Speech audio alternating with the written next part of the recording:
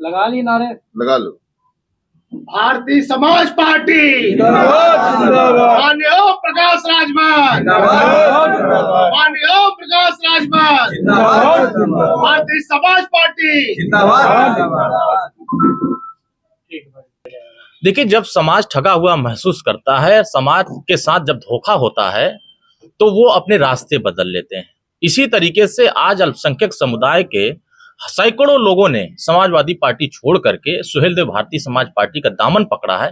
मैं उन साथियों को धन्यवाद ज्ञापित करना चाहता हूं, उनको बधाई शुभकामनाएं देना चाहता हूं कि उन्होंने गरीबों की आवाज उठाने वाले, वंचितों की लड़ाई लड़ने वाले और हर समाज के हक और अधिकार और मान और सम्मान की लड़ाई लड़ने वाले हमारे माननीय राष्ट्रीय अध्यक्ष श्री ओम प्रकाश राजभर जी पूरे हिंदुस्तान में एक ऐसे नेता हैं जो हर वर्गों के हकों की लड़ाई लड़ते हैं। ऐसे लड़ाई लड़ने वाले नेता के हाथ को मजबूत करने के लिए आज सभी लोग इकट्ठा हुए हैं।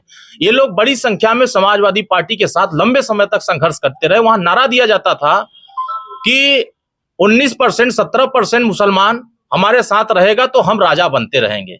ये लोग भी नारा लगाते थे, बहारो फूल बरसाओ तेरा महबूब आने वाला है।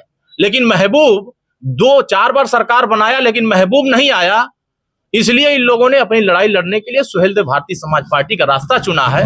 तो हमको ऐसा महसूस हो रहा है कि अब समाजवादी पार्टी से लोगों का मोह भंग हो रहा है। तमाम ऐसे पदाधिकारी हैं, तमाम ऐसे लोग हैं। अभी तो ये एक झांकी है, पूरी फिल्म अभी बाकी है। आप देखते जाइएगा, पूरी तरीके से समाजवादी पार्टी चुनाव नजदीक आते आते खोखली हो जाएगी और सुहेलदेव भारतीय समाज पार्टी का कारवा पूरे उत्तर प्रदेश ही नहीं पूरे देश में ऐसे ही बढ़ता चला जाएगा। गठबंधन सपा कह रही है, गठबंधन में कहीं 80 सीटें हम साथ में लेकर के आ रहे हैं, बीजेपी को पिछाड़ेंगे, कैसे दिखते हैं सर? देखिए, समाजवादी पार्टी अब अंधेरे में, सपने में, वो सपना देख रहे हैं रात में, और वही सपना दिन में उनको याद आता है कि हम तो सपना देखे 80 सीट जीतने का। आपने वादा किया था मुसलमान भाइयों से कि हम नौकरियों में 18% आरक्षण देंगे। 4 बार सरकार बनाया, 1% भी हिस्सेदारी नहीं दिया। मुसलमानों के साथ अन्याय होता है और आपने कहा हम न्याय के लिए लड़ाई लड़ेंगे। एक नेता जेल की सलाखों में चला गया और आप आंदोलन करने को छोड़ दीजिए, घर से निकलने को तैयार नहीं हुए। तो फिर आप किसके हक की लड़ाई लड़ना चाहते हैं? पूरे उत्तर प्रदेश के लोग आज जिस तरीके से हमारी सरकार जो इस तरह काम कर रही है, माननीय ओम प्रकाश राजभर जी उनके लिए जिस तरह काम कर रहे हैं, तो लोगों को यह महसूस हो रहा है कि समाजवादी पार्टी धोखेबाज पार्टी है और वो सभी वर्गों को सिर्फ नाम लेकर के जोड़ते हैं, उनके लिए कुछ करना नहीं चाहते हैं। आज हालात ऐसे हैं कि आज माननीय मुख्यमंत्री जी ने उत्तर प्रदेश के उन युवाओं के, तमाम वर्गों के युवाओं की एक मंशा थी कि 3 वर्ष की आयु सीमा बढ़ाई जाए। माननीय ओम प्रकाश राजभर जी ने उन नौजवानों की बातों को गंभीरता से लेते हुए मुख्यमंत्री से मुलाकात करके आश्वासन दिलाया कि नहीं, इस काम को हम कराएंगे। और माननीय मुख्यमंत्री जी को धन्यवाद दूंगा, उनको आभार व्यक्त करूंगा कि उन्होंने नौजवानों के हितों को ध्यान में रखते हुए उन्होंने 3 वर्ष की आयु सीमा बढ़ाई और पुलिस की भर्ती में उनको भी मौका देने का अधिकार दिया। तो हमारी सरकार उस दिशा में काम कर रही है और हमारी पार्टी कभी भी शोषण और अन्याय के खिलाफ, बगावत का नाम ही सुहेलदेव भारतीय समाज पार्टी रखा गया है, और कहीं भी किसी भी साथी के साथ जुल्म होगा तो सुहेलदेव भारतीय समाज पार्टी उसके साथ खड़ी रहेगी। और समाजवादी पार्टी और चाहे अन्य विपक्षी दल जिस तरह गठबंधन बना रहे हैं, ये बिना बारात के दूल्हे लेके घूम रहे हैं और इसमें सब नाराज हो रहे हैं। सब प्रधानमंत्री बनना चाह रहे हैं, तो जब सब प्रधानमंत्री बनेंगे तो फिर मोदी जी को रोक नहीं पाएंगे। इसीलिए कि ये लोग आपस में खूब लड़ रहे हैं। ये जाते हैं क्या करने, आओ खाओ हाथ धो करके जाओ। एक अभियान चल रहा है। 4 बैठक हुई, 4 बैठक में कन्वीनर तय नहीं हो पाया, 4 बैठक में सीटों को लेकर सहमति नहीं बन पाई, 4 बैठक हुई, किसी प्रकार का कोई निर्णय नहीं हो पाया। तो कहीं ना कहीं ये साफ जाहिर होता है कि ये गठबंधन नहीं बन रहा, ये ठग बंधन था।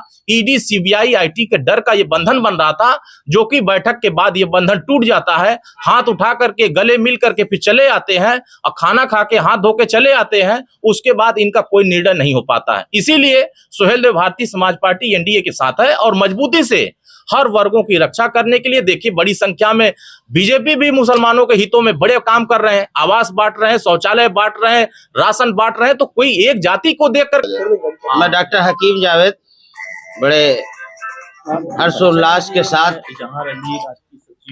बहुत सोच विचार के हमारे जो साथी 100-150 लोग जो समाजवादी पार्टी से और विभिन्न पार्टियों से 1 to 1 तलाश दे करके छोड़ करके सुहेलदेव समाज पार्टी का दामन थामने की जो वजह है, उन वजहों पर हम कुछ खास रोशनी डालेंगे।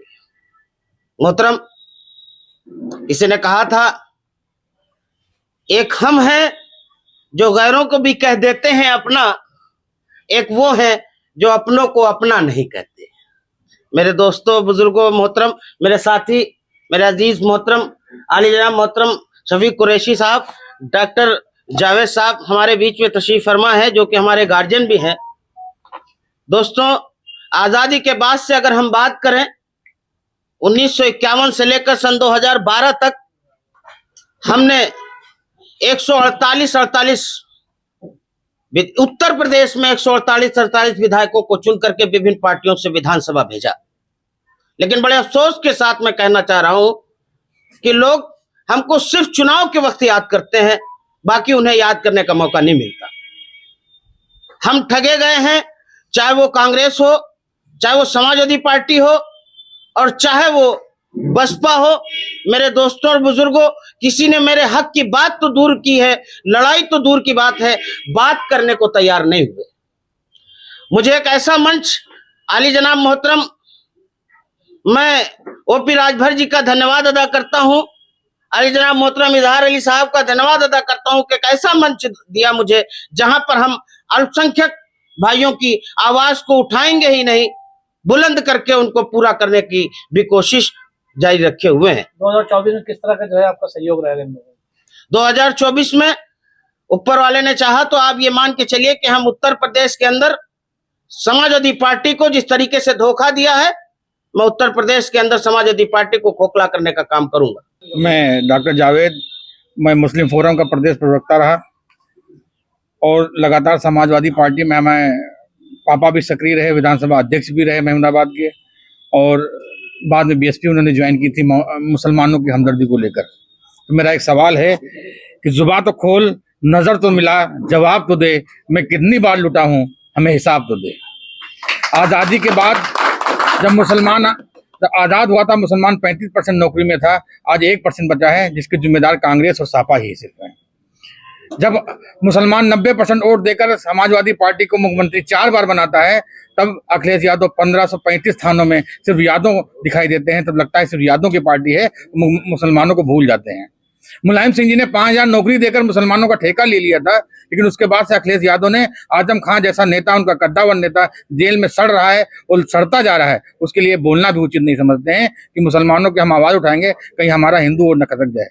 और बात ये नहीं है, हिंदू मुसलमान की बात नहीं है, गरीबों की बात है, जो वंचित लोग हैं, हमको उसकी आवाज उठाना चाहिए। मैं प्रभावित सिर्फ राजभर जी से इस वजह से हुआ कि गरीब और वंचित लोगों की आवाज उठाते हैं वो, मैं उनसे कंधे से कंधा मिलाकर चलूंगा। गरीब, मजलूम, हिंदू मुस्लिम कोई भी हो, अगर वो गरीब है, मजलूम है, उसकी आवाज उठाना, ये हमारे हुज़ूर पाक सल्लल्लाहु अलैहि वसल्लम ने भी बताया है कि मजबूत बनो और गरीबों के लिए आवाज उठाओ। इसलिए मैं राजभर जी के साथ आया हूं और तन मन धन के साथ आया हूं और ताज़ जिंदगी उनके साथ रहूंगा, कि उन्होंने हमेशा गरीबों के लिए आवाज उठाई है।